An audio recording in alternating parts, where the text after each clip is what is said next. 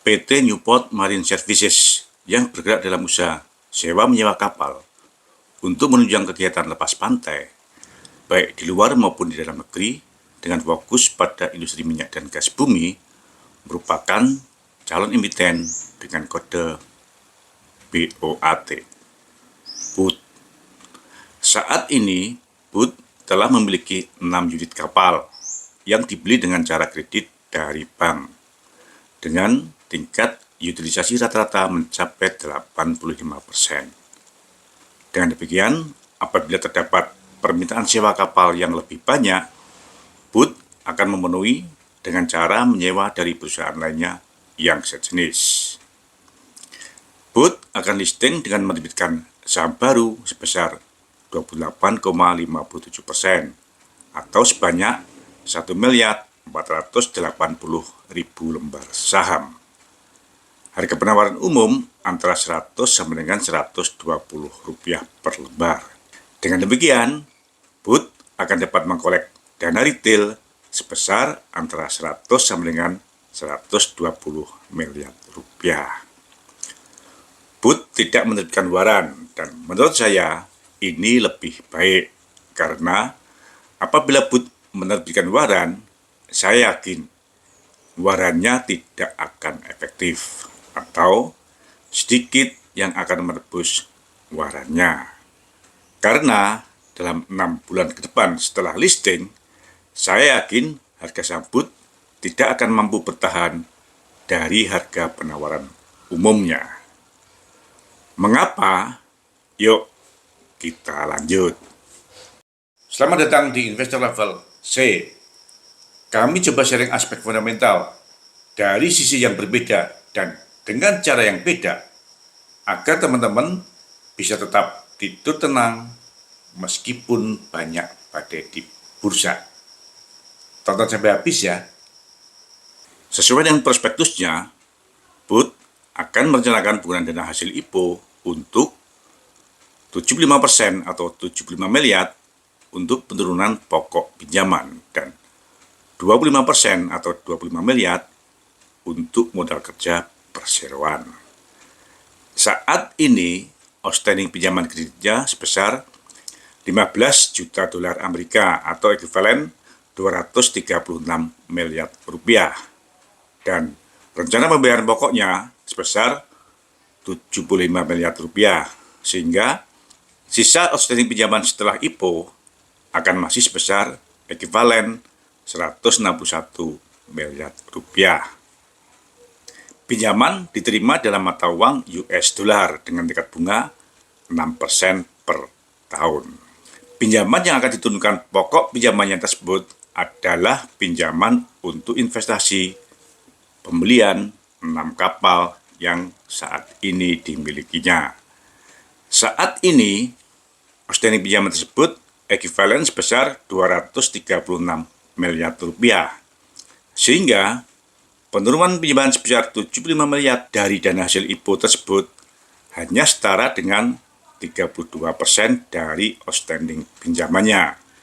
Artinya, BOOT masih harus menyelesaikan sisa pinjaman sebesar ekuivalen 161 miliar rupiah atau 10,3 juta dolar Amerika.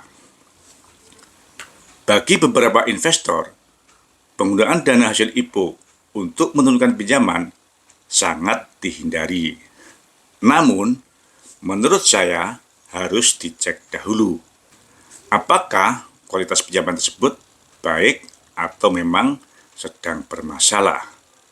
Apabila kualitas pinjamannya baik, menurut saya justru perseroan otomatis akan dapat melakukan penghematan biaya bunga pinjaman minimal sebesar bunga kredit atau 6% per tahun, yang pastinya akan lebih besar dibandingkan dengan bunga deposito, sehingga ke depan otomatis akan menambah keuntungan perseroan. Namun, apabila kualitas pinjamannya buruk, maka patut diduga penggunaan dana hasil IPO tersebut merupakan salah satu strategi perseroan dalam melakukan restrukturisasi kredit sebagainya. Oleh sebab itu, untuk kasus PT Newport Marine Services, calon emiten dan kode BUT ini, saya akan fokus pada evaluasi kualitas pinjaman yang akan dilunasi sebagian tersebut. Mengingat pinjaman tersebut didapatkan dari Indonesia Exim Bank atau Lembaga Pembiayaan Ekspor Indonesia atau LPEI. LPEI merupakan salah satu BUMN investment banking yang pada tahun 2024 ini sedang memperoleh PMP, penyertaan modal pemerintah yang tertinggi, lebih dari 10 triliun. Dengan pertimbangan karena kredit yang disalurkannya banyak yang bermasalah. Pada Juli 2024, kredit macet yang disalurkan oleh LPEI atau Exim Bank mencapai 43,5% atau sebesar 32,1 triliun dari total outstanding kredit yang disalurkan sebesar 73,8 triliun. Luar biasa, gila kan? Ini berarti kemungkinan kualitas kredit dari semua debitur atau peminjam dari LPEI saat ini, termasuk PT Newport Marine Services, calon emiten dengan kode BUT, merupakan kredit yang sedang bermasalah, adalah sebesar 43,5%. Tinggi banget kan? Sesuai dengan laporan neraca dalam prospektus BUT, kita akan langsung dapatkan adanya perubahan yang sangat signifikan pada posisi hutang bank. Hutang bank jangka panjang pada tahun 2023 yang masih sebesar 15 juta US dollar atau ekuivalen 235 miliar rupiah, 100% berubah menjadi hutang bank jangka pendek yang akan jatuh tempo dalam 1 tahun pada tahun 2024.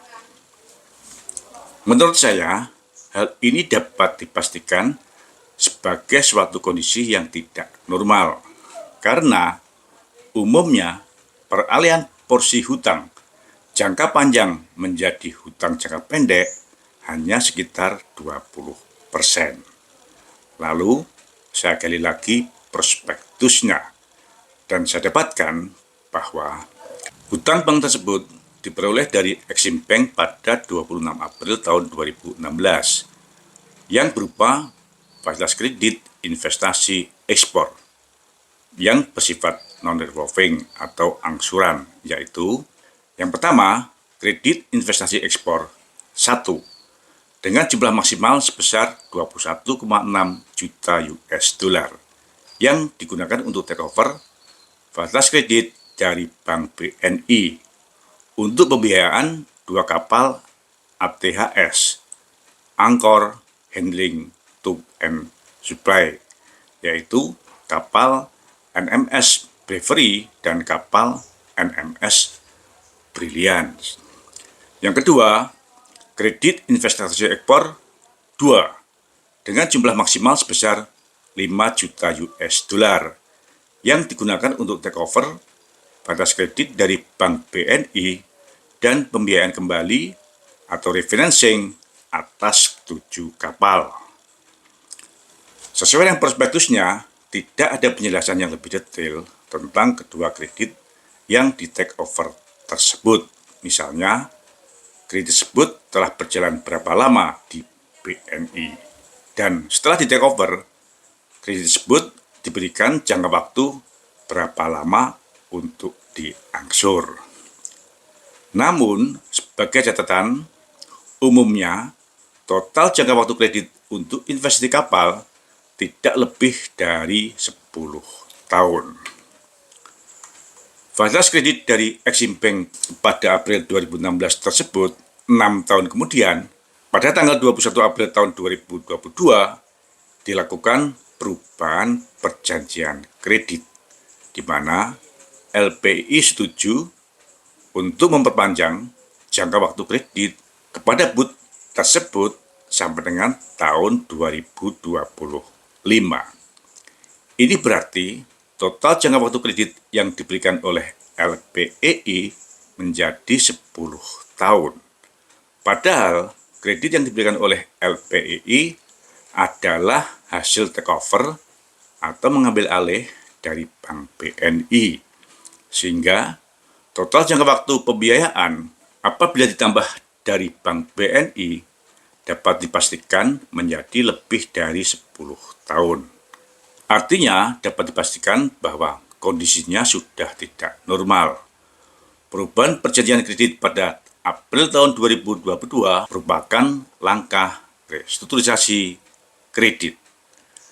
LPI setuju untuk merestrukturisasi kredit BUD dengan cara memperpanjang jangka waktu kredit dan mengubah pola angsuran pokok.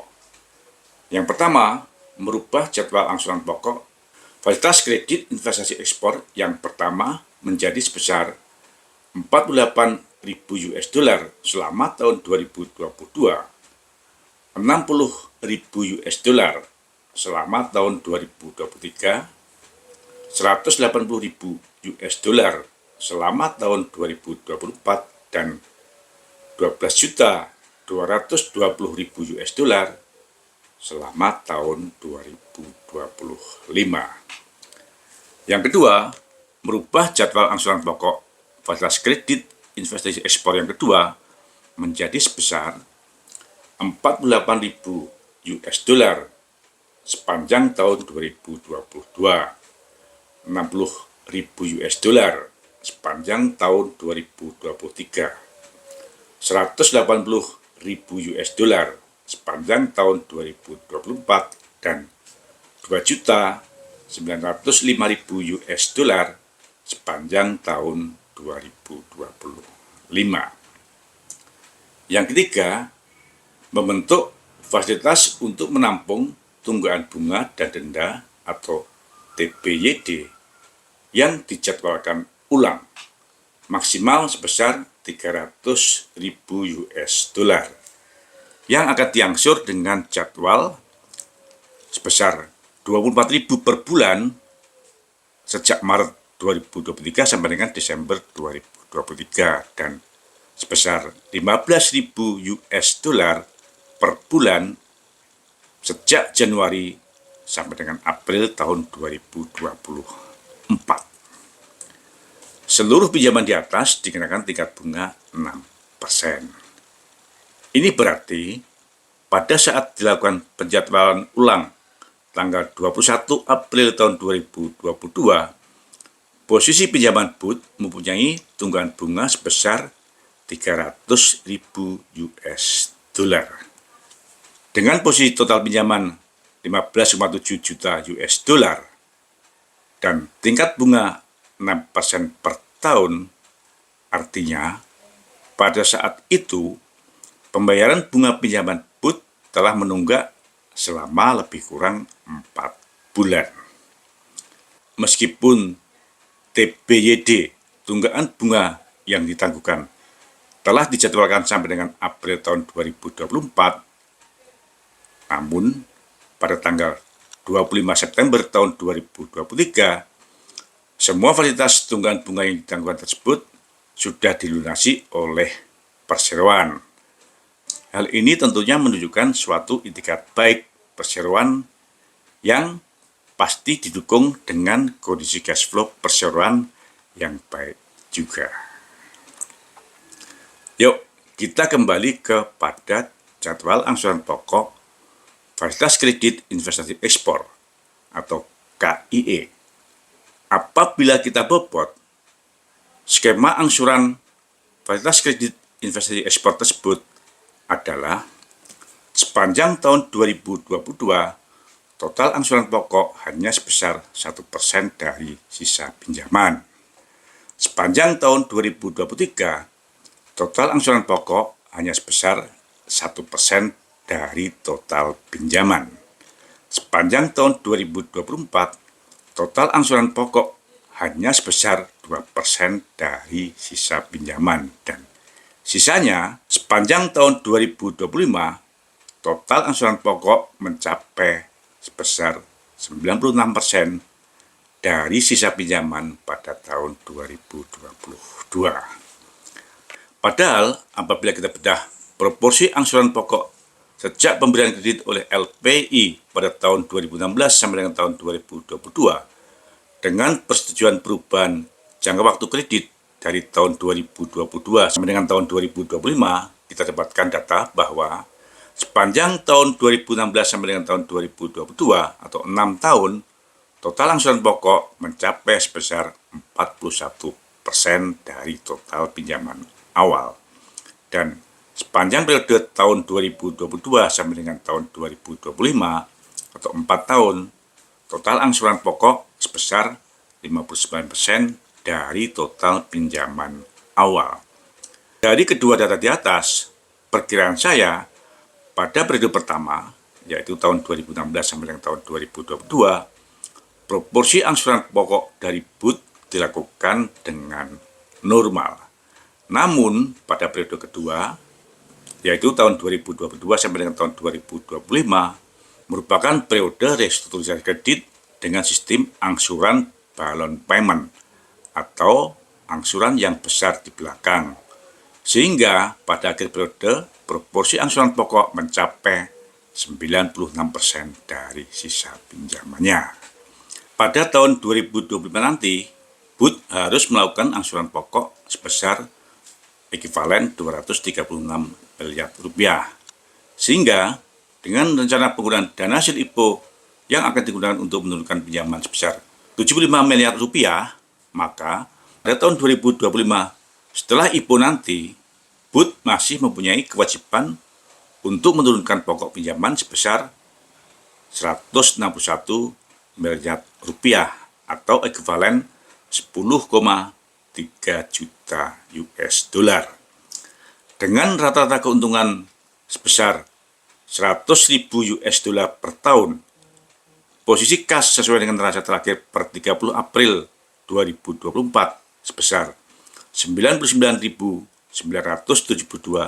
US dollar dan rata-rata depresiasi aset tetap per tahun sebesar 2,3 juta US dollar. Apakah teman-teman yakin BUT akan mampu menyelesaikan sisa kewajiban hutangnya kepada LPI pada tahun 2025 yang masih sebesar ekuivalen 10,3 juta US dollar?